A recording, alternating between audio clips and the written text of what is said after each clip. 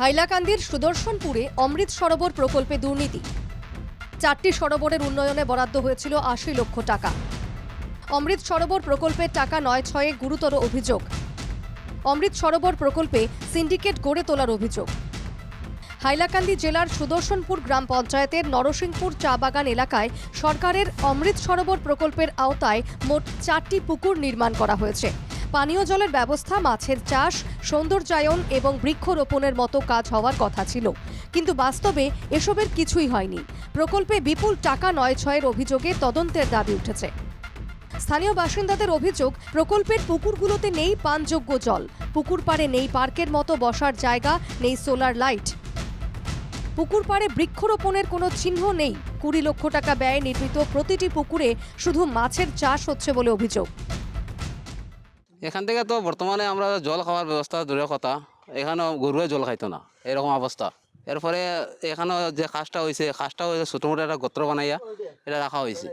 এটা এখন আমরা শুনতে পারছি এখানে একটা পার্ক হইব, এরপরে একটা বেড়া হইব, তারে বেড়ায় গছ সুপারি এসবগুলো লাগানি হইব। এগুলো তো কিছু লাগানি দিয়েছে না, এখানে জল কিছু পাওয়া যায় না, এগুলো কোনো কিছু মিলে না এখান থেকে। এখানে গ্রামের মানুষের একটা সাহায্য লাগিয়ে দেওয়া হলে জল খাইবে, জলেরও কিছু রাস্তা নাই, কোনো গ্রাম নাই, এরকম অবস্থা হইল। এবার রাস্তাঘাটও এরকম অবস্থা, আইয়া খালি ফটোমাটি ওঠে লইয়া যায় গিয়া।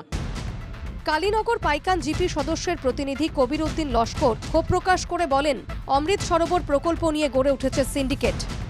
প্রকল্পের নামে টাকা আত্মসাতের ঘটনায় তদন্তের দাবি তুলেছেন কবির উদ্দিন লস্কর। আপনারা জানেন যে কালাসরা যেটা টি গার্ডেন আছে, এখানে অমৃত সরোবর নামক যেটা প্রকল্প, যেটা স্কিম, এই স্কিমে প্রায় লক্ষ লক্ষ টাকা উদাও হয়েছে। বৃহৎ একটা নেক্সাস, বৃহৎ একটা সিন্ডিকেট এই স্কিমে আরম্ভ হয়েছে। সরকারি প্রকল্পের টাকা যারা আত্মসাৎ করেছে তাদের বিরুদ্ধে আইনি পদক্ষেপেরও দাবি জানিয়েছেন তিনি। টাকা আত্মসাৎ করার জন্য বাইক নিয়ে দিন পর পর এখানে স্থানীয় মানুষকে ডাকাডাকি করে ফটো তুলে লক্ষ লক্ষ টাকা আত্মসাৎ করেছে।